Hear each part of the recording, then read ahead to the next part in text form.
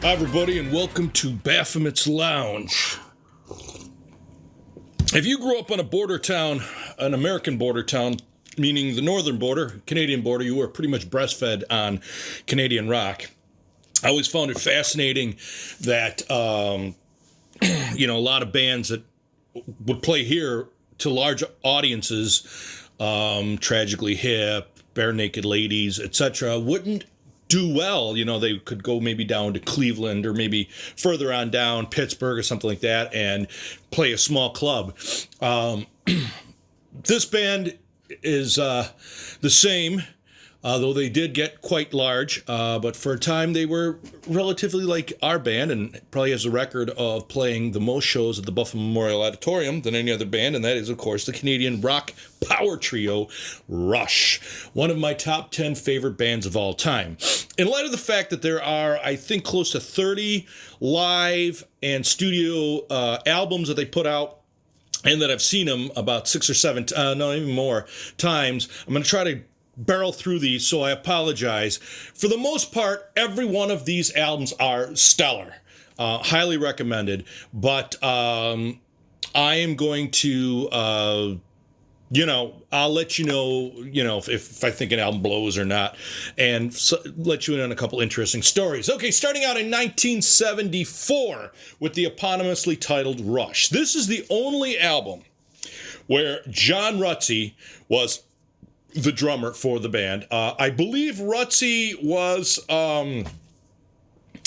his sister was Geddy Lee was dating his sister. I don't know if he married her eventually or not, but that was the kind of connection. And this first album is different from all of them. It's kind of like a just balls to the wall Led Zeppelin album. Finding my way, need some love, take a friend, here again, what you're doing, in the mood, before and after, and of course the famous Working Man, which thanks to Cleveland radio actually got them some level of popularity. I love this album. It's not what you think Rush is. It's not what it starts. It's a very bluesy-esque, like I say, like a Led Zeppelin type album. I like Rutsey's playing, but of course things had to change, and they changed by Rutsey leaving because he, I believe, didn't want to tour as much anymore. And had some, I don't know if he had medical issues, diabetes or something like that. He did pass away later on in later on. He was one of the first. He died rather young, and I always take this album, push it over, and I'll explain in a second why. The second album is Fly By Night, and this is where the band comes out with Neil Peart, and they pretty much say, hi, we're here, right from the top with Anthem.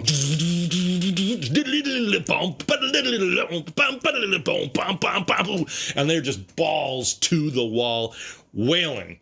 Anthem, Best I Can, Beneath, Between, Behind. Then this is the first of these sort of massive songs, these long songs with these subparts written to them by Tor and the Snow Dog, 8 minutes and 37 seconds, with all these little side things. At the Tobes of Hades, Across the Styx, Of the Battle, which has 4 little subparts of itself, So this is a theme that Rush would revisit time and time again.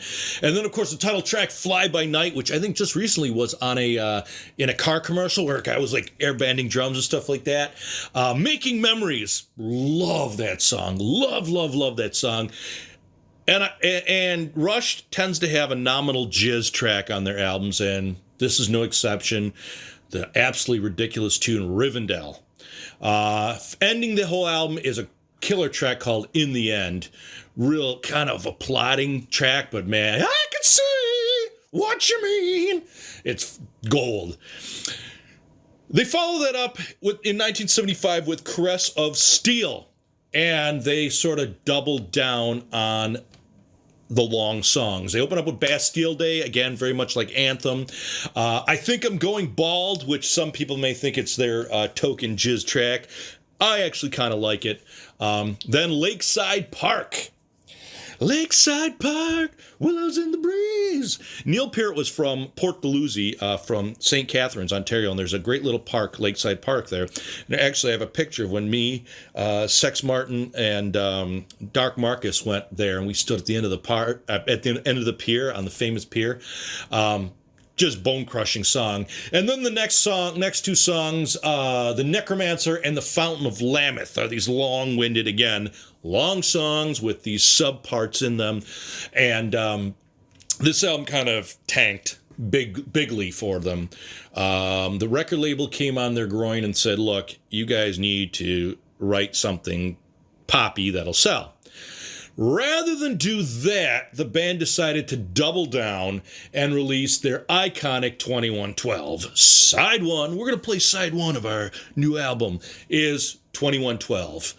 20 minutes and 34 seconds, split into 7 parts: Overture, The Temples of Syrinx, Discovery, Presentation, Oracle the Dream, Soliloquy, and Grand Finale. Side 2 is got some gold stuff, but those are the more shorter songs. A Passage to Bangkok, all about, and the Twilight Zone, which I would say is their kind of token jizz tune. Lessons, Tears, and then the ending, Something for Nothing. This one catapulted them to success and is iconic in so many ways, allowing them to do the first of what they did in a pattern of 4 studio and 1 live album. All the World's a Stage, 1976, recorded at Massey Hall in Toronto.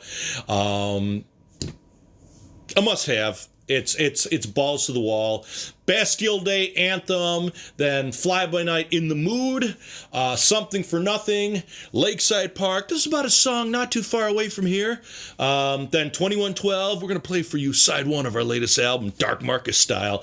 And then Bytor and the Snow Dog, In the End. And then they do 2 songs from the first album. Actually, they do Working Man, Finding My Way, and then end it with What You're Doing off the first album. And here is where I don't care for Neil Peart's playing on those first songs, and I like John Rutsey's playing.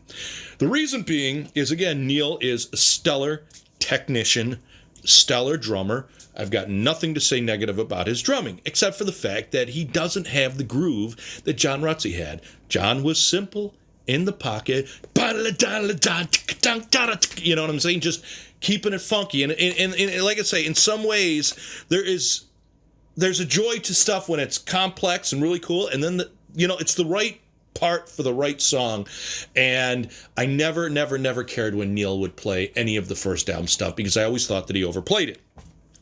1977, one of my 2, I'm tied for favorite albums of all time, is A Farewell to Kings. And this is where Rush really kind of started to get really into more crafted prog music, with the title track opening up with acoustic sort of interlude, and Neil started getting all these tubular bells and all sorts of assorted sort of instruments, percussive instruments to play on it, followed by the 11 minute and 5 second Xanadu, which is, what can I say, stellar. Side 2 opens up with Closer to the Heart, their first hit, 2 minutes and 54 seconds, short, poppy. It's great. Track, the 4th song on the album is tied for first place of my favorite songs, is Cinderella Man. I love it. It's got one of the coolest drum licks ever. Love that song, followed by not just a token jizz song, but an absolutely horrible song, Madrigal. Great album containing the worst songs on the planet, Madrigal. And then ending the album is Cygnus X1, Book 1, The Voyage. A nice 10-minute long story song with subsections and what have you, sort of ending that album. And it kind of has it's a great ending song too, because it kind of, even though the song ends, there's something about it making you want more. And more is what you got in 1978's Hemispheres. Again, same of the band writing these long pieces that were album sides, and in this case, Cygnus X1 Book 2, Hemispheres is the start of that album. 18 minutes and 8 seconds of just long exploration, balls out greatness.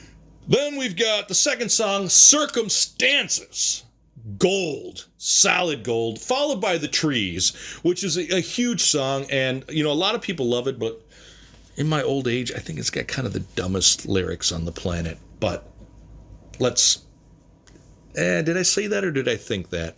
I don't know. Hatchet, axe, and saw! Still a gold song. And then ending it is the first of one of my favorite instrumentals by this band, La Via Strangiato. And one of the interesting things about it, it's got all these little themes in it. One of the best bass solos ever. A lot of those little themes, dun dun dun dun dun dun dun dun dun, those are old cartoon themes from like the 40s. Check it out; it's kind of interesting. But if you look at some of the old cartoons, there's a lot of those things that they kind of absconded with and added them to La Via Strangiato. So, food for thought.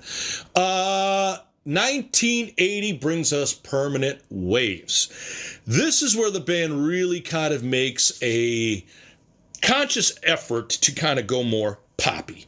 And the album opens up with the iconic Spirit of Radio, which they've opened many a tour with, and I'm a huge fan of. Followed by Free Will, another short but great poppy-esque song. Then a long-winded Jacob's Ladder. Song 4, love this song called Entre Nous. After that, a beautiful haunting number, Different Strings. Finally, the 9 minutes and 27 seconds of Natural Sciences, still giving us a piece of these nice, long, just sectioned off compositions of multiple little points and types and cuts and what have you. Again, stellar album, a must-have. So far, so good. Now we hit the monster album, 1981's Moving Pictures. And I actually remember when that came out, I was 11 years old. And it is, of course, the iconic Tom Sawyer that just opens it all up. This song just blew me away. And it just, from the very first, pow, I mean, it's got it all. It's got it all. Screeching vocals, cool grooves, everything about this song is great. I got it, grown tired of it in my older age, but it's still a great song. Followed by Red Barchetta, which is one of the coolest songs ever. Great songwriting, great bass melody line, outstanding. Followed by YYZ, or Z, depending on where you are. The second well-known instrumental, not a big favorite of mine, but one of the cool things about that song is YYZ, or YYZ, happens to be the three character code of Pearson International Airport from Toronto. GLA is Glasgow, LON is London, BUF is Buffalo, and YYZ is Pearson in Toronto. And the band had noticed that on their luggage tags as they were coming back, so the intro to the song is actually Morse code for YYZ. Da, da, da, da, da, da, da, da, da, da, da. And those of you that are rather young, you might want to Google Morse code, because it was text messaging. Before there was text messaging. All right, followed by Limelight, another poppy sort of track. Great song. Side 2, fifth song is The Camera Eye. 10 minutes and 58 seconds of just solid gold. Witch Hunt. Love this song. Really haunting. It was considered part 3 of a series they wrote called Fear. Interesting that, there's parts 1, 2, and 3, but they come in reverse order on albums, and then ending with just one of the coolest tracks on the planet, Vital Signs. 81's Exit Stage Left is a a live album, their second live album, once again, 4 studio, 1 live. And an interesting bit of trivia, that album cover is actually shot in Buffalo, New York. As was this cover here, and I apologize for not mentioning it earlier, of A Farewell to Kings. The background is Toronto, but the puppet and the ruins are actually Buffalo, New York. So my buddy Dark Marcus and his late buddy Johnny were actually at the show. I know my buddy Wayne was at that show. But Darkness we figured out when we looked at the album, we figured out where we found where he was standing, and we think we see him. I mean, what do we know? But exit stage left, opened right out with The Spirit of Radio into Red Barchetta, YYZ, including Peart's drum solo, A Passage to Bangkok, rare, Closer to the Heart, Beneath, Between, and Behind, Jacob's Ladder, Bruin's Bane, which was an instrumental written for the intro of The Trees, Into Xanadu, and then ending with Free Will, Tom Sawyer, and La Via Strangiato. Killer live album. Probably, I would say one of my favorites. Yeah, I'd say it's my favorite of every live album they ever put out.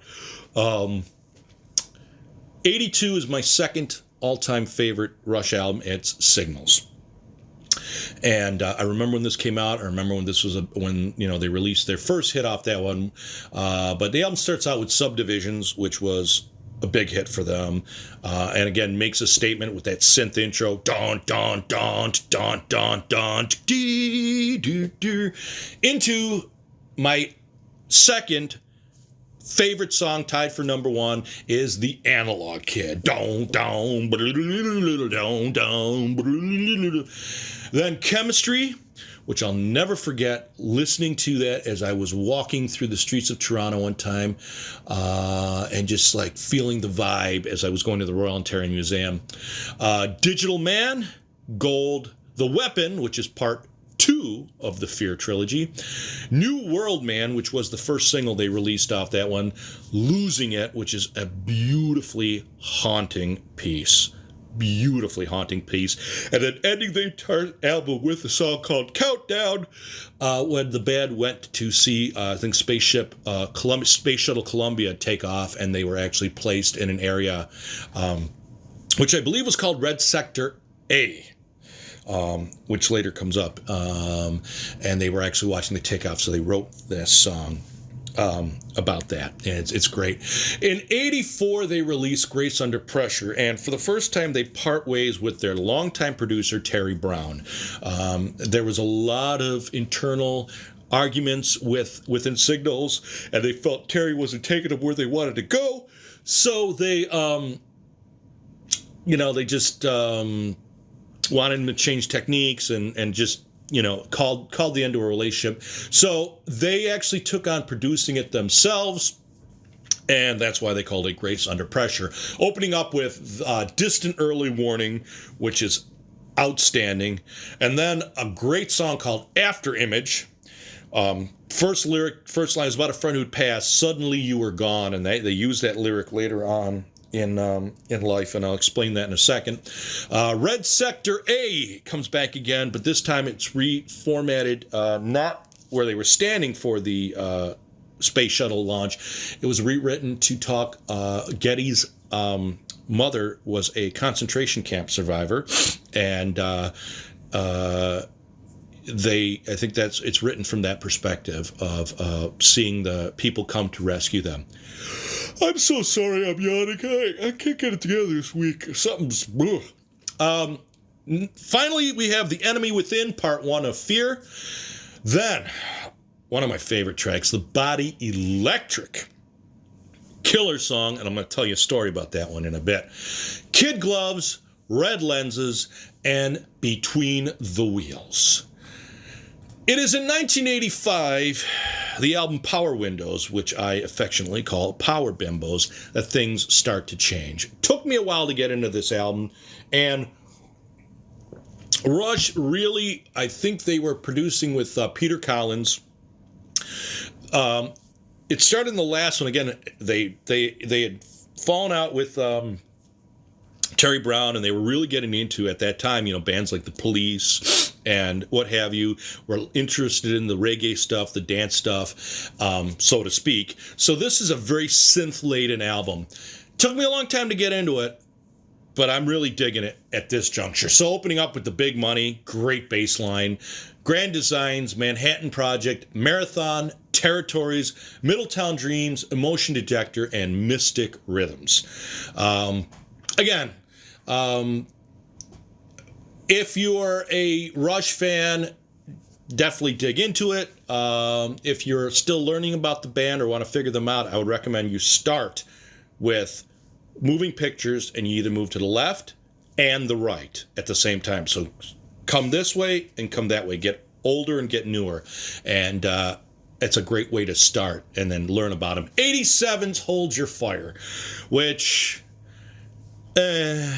it's all right. Opens up with Force 10.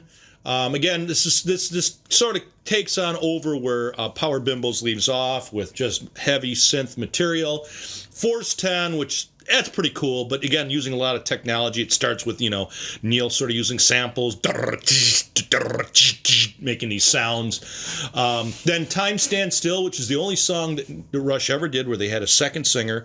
Amy Mann from Till Tuesday sings the chorus. Open Secrets, Second Nature, Prime Mover, Lock and Key, The Mission, which I actually do like, Turn the Page, which I actually do like a lot, Ty Shannon, High Water. Again, meh. They followed up again, 4 studio, 1 live, 1989, A Show of Hands. My least favorite of any of the live albums I ever did. I do not care for the production. They do The Big Money, Subdivisions, Marathon, Turn the Page, Manhattan Project, Mission, Distant Early Warning, Mystic Rhythms, Witch Hunt, The Rhythm Factor, which is a drum solo, Force 10, Time Stands Still, Red Sector A, and ending it with Closer to the Heart. So, it's an 89 later that year. It's the first album I remember my friend, the late Brian Bagoon, bought me for Christmas, was Presto. I really like this album a lot. This is where they started to pull away from the synth stuff and kind of write a little bit more guitar oriented. This one was produced by Rupert Hine, and the first song is the first single they released, Show Don't Tell, which I'm a huge fan of. Chain Lightning, The Pass, which is interesting because they say it's their favorite. The band says it's their favorite song they ever wrote, which is interesting. It's good. Warpaint, Scars. I remember in college I had a friend called Chris First who was a drummer. Of course, every drummer loved Rush. He's from Long Island, and he got like a little drum machine sampler unit, and he actually programmed the intro to Scars on it. It was kind of cool. Then Presto, the title track, If I Could Wave My Magic Wand, which was pretty cool. They released that as a single. Then Superconductor, which I love. I mean, maybe a lot of people weren't a big fan of, but I love that. Love that song. Anagram for Mongo, which I did not realize was an inside joke because I hadn't seen Blazing Saddles, and I get it now. Red Tide, Hand Over Fist, and Available Light, which is probably your token jizz song off that album. 91's Roll the Bones. Now, this is where this was like a huge hit for them. Rupert Hine did produce it. It's one of my favorites. I think they went... I really think this is the end of an era with this song, with this album. Opening up with Dreamline, then Bravado, Roll the Bones, which has the worst rap you ever heard on the planet, Face Up, probably my second favorite, maybe even my first favorite instrumental of all time that they ever put out, Where's My Thing? The Big Wheel, Heresy, Ghost of a Chance, Neurotica, and You Bet Your Life. And this was my first Rush show. It was on December 15th, 1991. They opened up with Force 10, Limelight, an abbreviated version of Free Will, an abbreviated version of Distant Early Warning, Time Stands Still, Dreamline, Bravado, Roll the Bones, Show Don't Tell, The Big Money, and they did Ghost of a Chance. And that's when I decided to go take a leak. And at this, I'll never forget it. Like taking a leak, and I'm standing in line, and I'm like, all of a sudden the song hit me. I was like, whoa, this is gold. And I've loved that song ever since. Subdivisions, abbreviated version, The Pass, Where's My Thing, into drum solo, the obligatory drum solo, Closer to the Heart, Xanadu, an abbreviated version, Superconductor, Tom Sawyer, The Spirit of Radio, 2112 Overture and Temples of Syrinx, and then a medley of Finding My Way, La Via Strangiato, Anthem, Red Barchetta, a reprise of The Spirit of Radio, and then Cygnus X1. And that was my first thing with Rush. And from that point on, I saw every Rush solo studio album tour, starting with this one. And that takes us to 93's Counterparts, that I like to call countercrap. The album's grown on me. I've not been a fan of it. I do like the opening track, Animate. I hated Stick It Out. The band was heavily influenced by the grunge movement of the time, a movement that I've never been a fan of. And they were big fans of Primus, who toured with them. And they kind of were, and that's what I feel Stick It Out, and a lot of the stuff was their way of trying to do grunge, and I didn't care for it. Cut to the Chase, Nobody's Hero, which was another single released off that album, Between Sun and Moon, Alien Shore, which I actually do dig, The Speed of Love, Double Agent, Leave That Thing Alone, which in my opinion is the worst instrumental they ever wrote, and unfortunately they fucking play it all the time live, Cold Fire, and Everyday Glory. And this is my second Rush tour. April 18th, 1994, I went with Brother John and Poultry and Mrs. Poulterson. They did Dreamline, The Spirit of Radio, The Analog Kid, which was gold to hear, Cold Fire, Time Stands Still, Nobody's Hero, Roll the Bones, Animate, Stick It Out, Double Agent, Limelight, Mystic Rhythms, Closer to the Heart, Show Don't Tell, Leave My Crank Alone, into a drum solo. They do The Trees, then an abbreviated Xanadu, they're just a prelude of Hemispheres, end the show with Tom Sawyer, and the encore was Force 10 and YYZ into a Cygnus X1 riff. Next follows, in my opinion, the worst Rush album of all time, Test for Echo. I find this to be just banal on all fronts. Boring as fuck. Title track, Test for Echo, is about the only palatable song on there. Driven, meh. Half the World, The Color of Right, Time in Motion, Totem, Dog Years, Virtuality, Net Boy, Net Girl, burp, Resist, Limbo, another lame instrumental, and Carve Away the Stone. They release an album called Different Stages in 98, which is basically this tour I saw twice. I saw Rush on October 20th, 96 in Buffalo, and June 30th, 97. And the set list they do was Dreamline, Limelight, Stick It Out, Driven with Geddy's bass solo, Half the World, Red Barchetta, Animate, Limbo, The Trees, Virtuality, Nobody's Hero, Close to the Heart, and the complete 2112 Overture. And this is the first time that Rush started doing double sets, taking the whole show with no openers. So for set 2, they open up with Test for Echo, Free Will, Red Sector A, Roll the Bones, Resist, Leave My Thing Alone, into the drum solo, into Natural Sciences, Force 10, The Spirit of Radio, Tom Sawyer, and YYZ with the Cygnus X1 ending. They released a triple live album around that time, which was exactly the same set. The only thing that they did is they added a third disc, which was from 1978 from the Hammersmith Odeon, which is fucking worth the price of admission right there. Bastille Day, By Tor and the Snow Dog, Xanadu, A Farewell to Kings, Something for Nothing, Cygnus X1, Anthem, Working Man, Fly By Night, In the Mood, and ends with Cinderella Man. Worthy of Your Love, if you could tolerate the first 2 discs. At that time, Neil Peart had experienced a very double tragedy. His daughter, Selena, at the age of 19, was killed in a car accident on the QEW, Queen Elizabeth Way, in St. Catharines. And shortly thereafter, his common-law wife, the mother of the baby mama, though they were never married, they were together, forever. And she died of cancer, but as far as he was concerned, she sort of willed herself. She just lost the will to live. And he sort of went off. He said, I'm done. I'm not doing this anymore.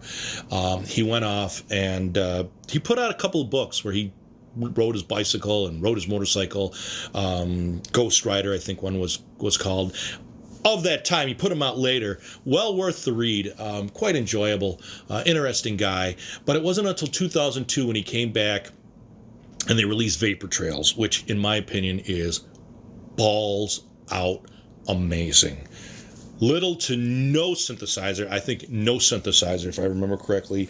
And it's just heavy from section one. Now, there are two versions of this album because this album at the time was in the middle of the loudness wars. And a lot of people were kind of complaining about, hey, there's a lot of compression in there and a lot of digital noise and what have you. So they actually remixed it, and in 2013 they re-released it remixed, and I do like the remix version way better.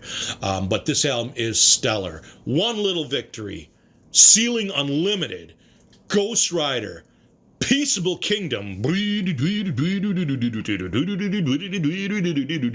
Fucking love it. The Stars Look Down, How It Is, Vapor Trail, Secret Touch, Earthshine, Sweet Miracle, Nocturne, Freeze, Part 4 of Fear, which is interesting. They came back to the Fear, stopped being a trilogy, and Out of the Cradle. I saw this tour. In October 16th, 2002 at the Blue Cross Arena in Rochester, New York. One of my clients took me there. Poultry and I went, and I didn't want to see him in Darien Lake because I just hate that place. And I was bummed out. My wife had left. So my clients actually said, hey, we're going to go see them in Rochester, and I'm glad I went. And in my opinion, it was one of the best set lists ever. Why? Because they open up with Tom Sawyer. And that was their way of saying, we're fucking done.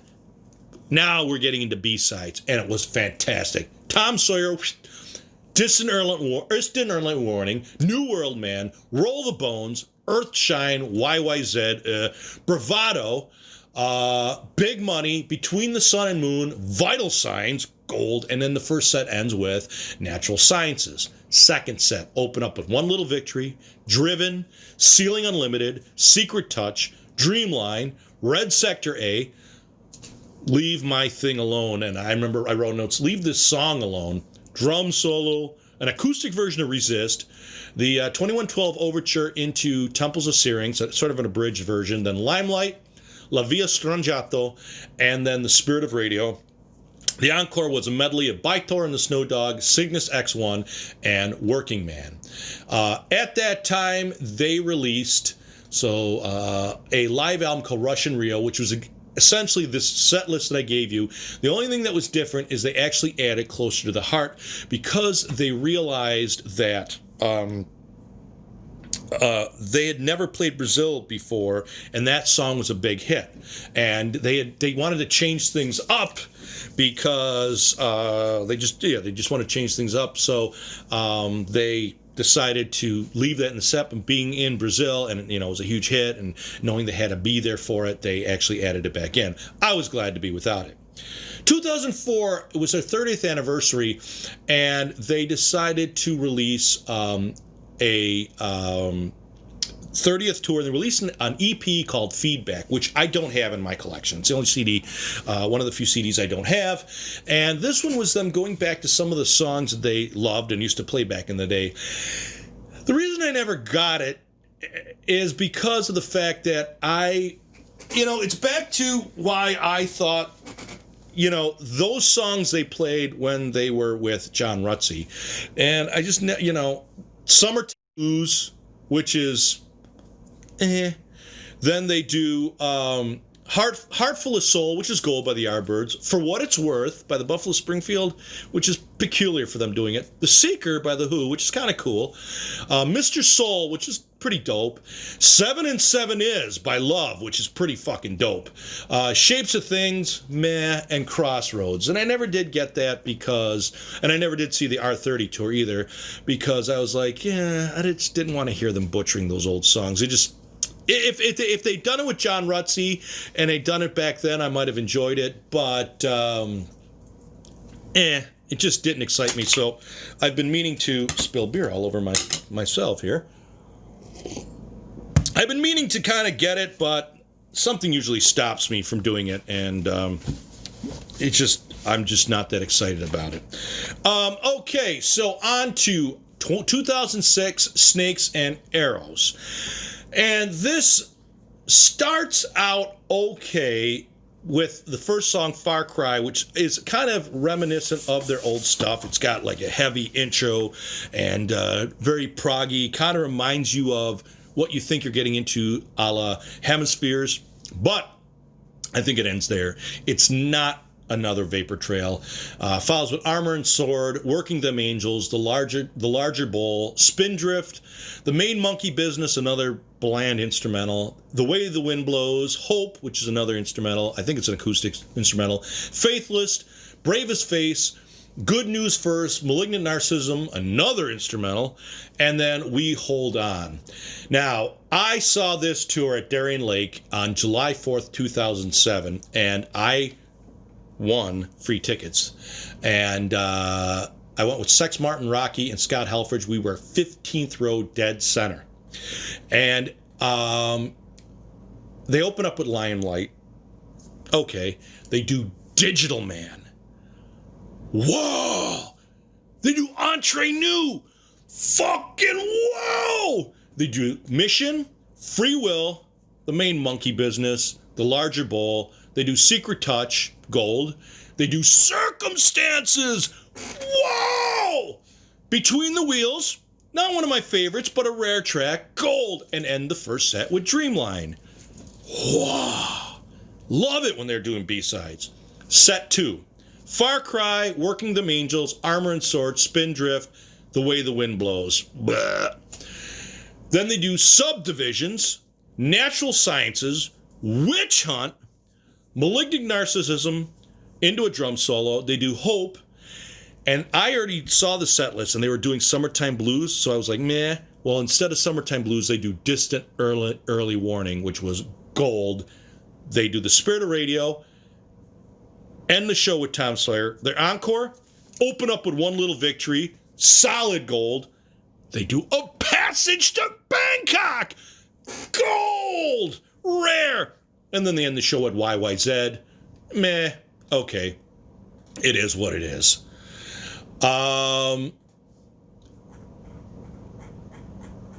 They release Snakes and Arrows Live in 2008, essentially the set list that I showed you, with some bonus stuff from that. I believe they what, a 2-disc set. No, that's all they did on that one. And then, oh yeah, there's a third disc from Atlanta, Ghost of a Chance, Gold, Red Barchetta, The Trees, Temple of Syrinx. And then they release, I do not have this on CD, Time Machine 2011 live in Cleveland. I did see this tour. I saw it twice. I saw it at Molson Amphitheater, now called the Budweiser Amphitheater, in Toronto, Ontario, on July 13th, 2010. I went with my buddy Scott Helfrich, who called me at the last minute because he had an extra ticket, and I'm so glad I did. And then I took my buddy Jerry Deloff on September 2nd, 2010, to Syracuse at the Great State Fair. The reason I saw this was because they were doing the entire moving pictures on this, and it was like, you know, like the 30th anniversary of it, 20th, 80, 90, 20, yeah, 30th anniversary, and I wanted to hear the Camera Eye live. I just wanted to hear that live. So it opens up with the Spirit of Radio. They do Time Stand Still. Okay, Presto, cool, rare. Stick It Out, bleh. Working Them Angels, bleh. Leave My Crank Alone, bleh. Faithless, which is a new track, and BU2B, a new track. They do Free Will, Marathon, pretty rare, okay. Subdivisions, and then they do the show. And they did Tom Sawyer, Red Barchetta, YYZ, Limelight. Again, seeing Red Barchetta live was gold. The Camera Eye, heavy. Witch Hunt, Vital Signs. Then they come back with Caravan, which is a new song. Then Love for Sale, drum solo. Then they do Closer to the Heart, 2112, Temples of Syrinx, Far Cry, La Via Strangiato, and then a sort of a reggae version of Working Man, which was the encore for that. So, yeah, that was that. And next comes their last studio album, 2112's Clockwork Angels, which everyone went ape shit over. This is their best album since 2112. No, it is not. Okay? It's all right. Caravan, BU2B, Clockwork Angels, The Antichrist, Carnies, Halo Effect, Seven Cities of Gold, The Wreckers, Headlong Flight, BU2B2, Wish Them Well, and probably the only song that I really like off this album is The Garden. I saw this tour on October 27th, 2012 at the Marine Midland Arena. I went with Poultry, and I was so stoked because I saw what the set list was, and they were playing the Body Electric on this tour. They open up with Subdivisions, gold. They open up with The Big Money, gold. They open up with Force 10, gold. They open up with Grand Designs, gold. And instead of doing the Body Electric, they did Limelight, and I was sick to my stomach. I was so sick. I mean, I was physically ill. I could not believe that. The rest of the set, Territories, The Analog Kid, Bravado, Where's My Thing, and Far Cry. And I was still hoping that they would come back with the Body Electric. But what a great set. And they fucking dropped the Body Electric. And I was ill.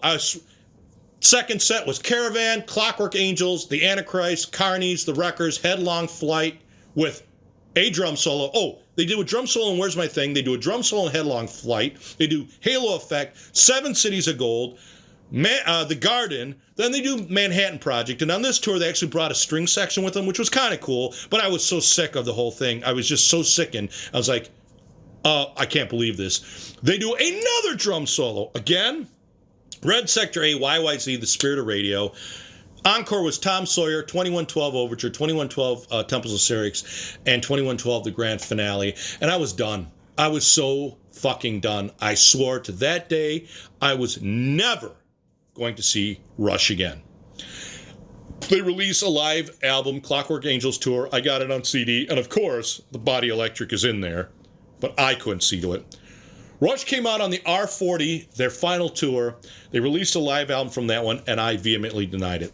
And as you know, because I said I'm not obviously again, and we did lose drummer Neil Peart to to brain cancer, and now I'll never see Rush live again. I was, like I say, sick to my stomach from that show, that how they could absolutely drop the Body Electric for Limelight. Come on, man. You'd given me like 2 tours before that were so chock full, and this set list was so gold. I would have even accepted listening the whole fucking Clockwork Angels album if you would have just given me the Body Electric. That's how sickened I was from this. So their R40 tour, which Poultry went to, like I say, I denied it. The Antichrist, Headlong Flight, into a drum solo, Far Cry, The Main Monkey Business, How It Is, Animate, Roll the Bones, Between the Wheels, Losing It, which is gold with Ben Mink on this one, but they had somebody else, Subdivisions, and then the second set was Tom Sawyer, YYZ, Spirit of Radio, Natural Sciences, Jacob's Ladder, then Cygnus X1, the Hemispheres, and Cygnus X1 from the first album, or from Farewell to Kings, Closer to the Heart, Xanadu, 2112. Then for the encore, they did like Lakeside Park, Anthem, What You're Doing, and Working Man. There's a bonus disc with One Little Victory, Distant Early Warning, Red Barchetta, Clockwork Angels, The Wreckers, Camera Eye, and then Losing It with another guy who played on that one. But I never got that one. I just said, I'm never going to see Rush again live. And regrettably, I'll never see him live again. Because it just crushed me. So there you have it, one of my top 10 favorite bands of all time. I think I've got 2 more left to sort of go on, and for those of you that have kept along with this, thank you so much. I appreciate you watching this thing. If you're watching on YouTube, please like and or subscribe, leave a comment, greatly appreciated. If you're on Facebook, leave a comment, share with your friends. Instagram, leave a comment, share with your friends. I greatly appreciate it. Hopefully you can find something new to check into and dig and love.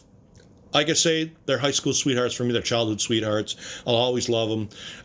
But I got really hurt when they did that to me. And I think that was wrong. I don't know what the reason was for doing it. But it crushed me. It absolutely crushed me. Okay, everybody. Thanks for sticking in. I'll see you next time. Peace.